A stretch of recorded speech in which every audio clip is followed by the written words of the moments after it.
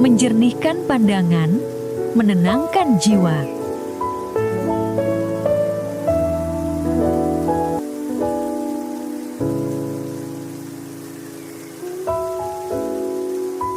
Assalamualaikum warahmatullahi wabarakatuh. Gema takbir mungkin telah usai, namun semangat pengorbanan baru saja dimulai. Selamat Tahun Baru Islam 1447 Hijriah untuk seluruh sahabat Lensa Fitrah dimanapun Anda berada. Saya Bima. Dan saya Rania. Selamat Tahun Baru sahabat. Semoga tahun ini membawa lebih banyak berkah dan ampunan bagi kita semua. Bima, setiap kali tahun berganti, baik itu Masehi maupun Hijriah, ada satu tradisi yang hampir semua orang lakukan, membuat resolusi. Ingin lebih sehat, lebih sukses, lebih rajin. Tapi ada satu pertanyaan mendasar.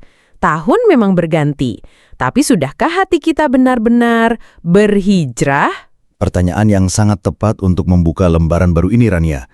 Karena semangat terbesar dari penanggalan Hijriah adalah peristiwa hijrah itu sendiri.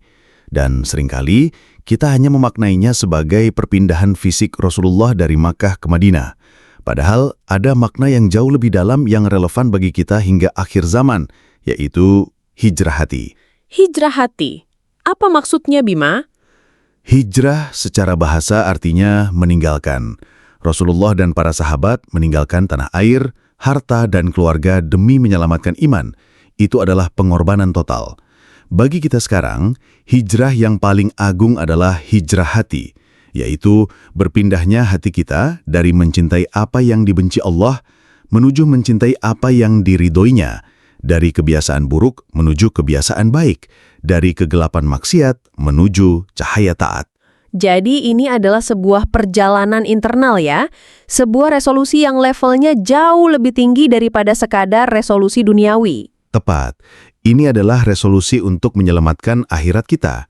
Dan perjalanan hijrah hati ini seringkali dipicu oleh sebuah momen pencerahan, sebuah titik balik yang drastis, seperti yang dialami oleh seorang tokoh yang pada awalnya hidup dalam kegelapan total, namun berakhir menjadi seorang wali Allah yang dihormati.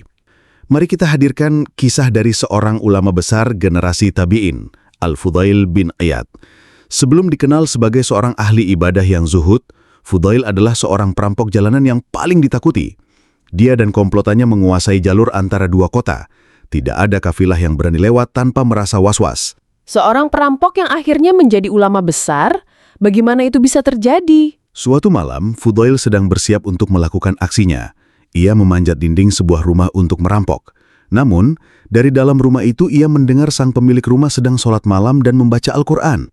Ayat yang dibaca adalah dari surat Al-Hadid ayat 16. Belum tibakah waktunya bagi orang-orang yang beriman untuk secara khusyuk mengingat Allah? Subhanallah, ayat itu seolah-olah ditujukan langsung kepadanya saat itu juga. Tepat, ayat itu menghantam hatinya seperti palu godam. Di atas dinding rumah yang hendak ia rampok, di tengah kegelapan malam, Fudail gemetar dan menangis.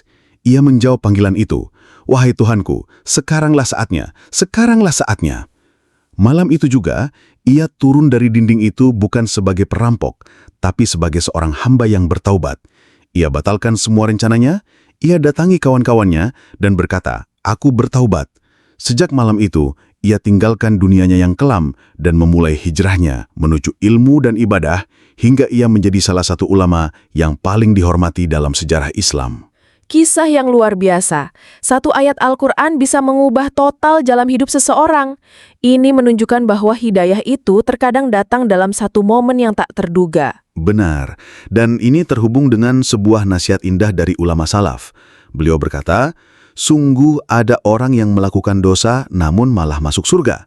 Sebaliknya ada yang melakukan amal kebaikan malah masuk neraka." Bagaimana bisa begitu? Dosa yang dimaksud adalah dosa yang setelahnya diikuti dengan penyesalan yang mendalam, taubat yang tulus, dan perubahan total menjadi lebih baik, seperti yang dialami Fudail. Dosa masa lalunya menjadi bahan bakar yang membuatnya berlari kencang menuju Allah. Sementara amal kebaikan yang membuat seseorang sombong, ujub, dan merasa lebih baik dari orang lain justru bisa menyeretnya ke neraka. Jadi masa lalu sekelam apapun bukan berarti akhir dari segalanya ya. Justru bisa menjadi awal dari hijrah yang paling indah. Selama napas masih ada, pintu hijrah dan taubat selalu terbuka. Namun, perjalanan ini tentu tidak mudah. Ada banyak rintangan yang akan kita hadapi. Apa rintangan terbesarnya, Bima? Biasanya ada dua. Pertama, kenangan masa lalu yang terus menghantui.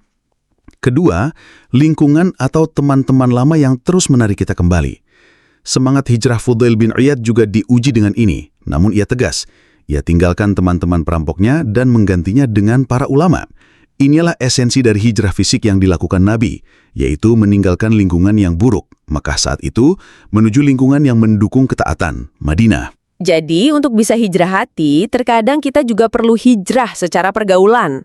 Tapi Bima, kisah Fudail kan tentang hijrah dari dosa besar yang sangat jelas.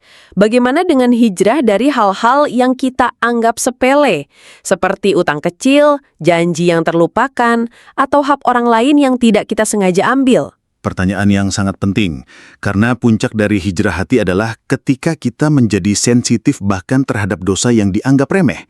Dan ini dicontohkan dengan sangat indah oleh seorang ulama besar lainnya, Abdullah bin Mubarak. Dengarkan kisah ini baik-baik. Abdullah bin Mubarak, seorang alim yang sangat dihormati, suatu ketika pernah bercerita. Beliau berkata, saat berada di negeri Syam, sekarang Suriah, aku meminjam sebuah pena. Setelah selesai memakai, aku lupa untuk mengembalikannya kepada pemiliknya.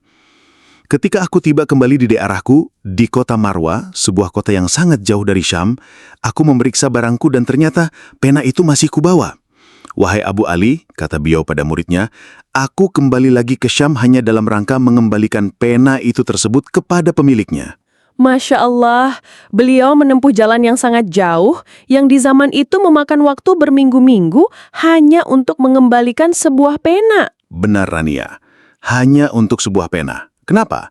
Karena beliau paham betul bahwa hak orang lain, sekecil apapun, itu tidak akan Allah maafkan sampai hak itu dikembalikan atau dimaafkan oleh pemiliknya. Perjalanan jauh beliau itu adalah sebuah hijrah. Hijrah dari kelalaian menuju kehati-hatian. Hijrah dari sikap menyepelekan hak orang lain menuju rasa takut yang luar biasa kepada Allah. Inilah tanda bahwa hati seseorang telah benar-benar berubah. Luar biasa. Jadi hijrah sejati itu membuat alarm di hati kita menjadi sangat sensitif ya. Tidak lagi menganggap remeh hal-hal kecil. Tepat sekali. Dan senjata pemungkas untuk menguatkan kita dalam perjalanan ini, baik hijrah dari dosa besar maupun kecil, adalah istighfar. Sebagaimana disebutkan dalam nasihat, umat ini memiliki dua pengaman dari bencana, kehadiran Nabi dan istighfar. Nabi telah tiada, maka tersisa satu pengaman bagi kita, yaitu memohon ampunan. Istighfar inilah yang akan membersihkan sisa-sisa noda dosa dan menguatkan hati kita untuk tetap di jalan yang baru. Baik Bima, sekarang mari kita buat ini menjadi praktis. Mumpung masih di awal tahun baru, bagaimana pendengar bisa merancang resolusi hijrah mereka sendiri? Mari kita gunakan 3 langkah sederhana. Identifikasi Mekah Anda. Tulis di secari kertas, satu saja, kebiasaan buruk atau dosa spesifik yang paling ingin Anda tinggalkan tahun ini. Apakah itu ghibah, sholat yang sering ditunda, atau sifat pemarah? Itulah Mekah yang harus Anda tinggalkan. Tentukan Madinah Anda. Di sampingnya, tulis keadaan ideal yang ingin Anda capai. Jika Mekahnya adalah ghibah, maka Madinahnya adalah lisan yang selalu berkata baik atau diam. Jika Mekahnya adalah menunda sholat, Madinahnya adalah sholat tepat waktu di awal waktu. Ini adalah tujuan Anda. Siapkan bekal perjalanan.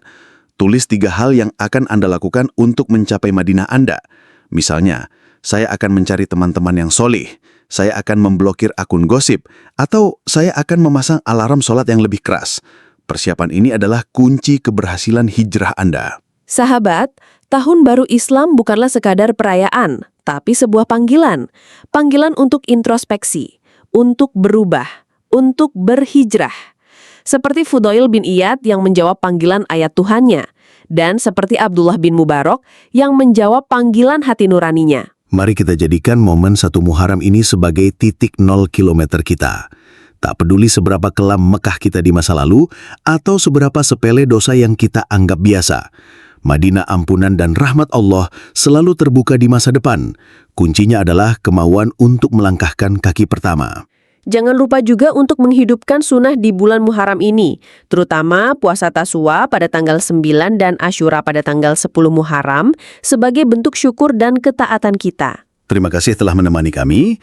Semoga Allah menjadikan tahun ini tahun hijrah terbaik bagi kita semua. Saya Bima. Dan saya Rania. Selamat berhijrah sahabat. Wassalamualaikum warahmatullahi wabarakatuh.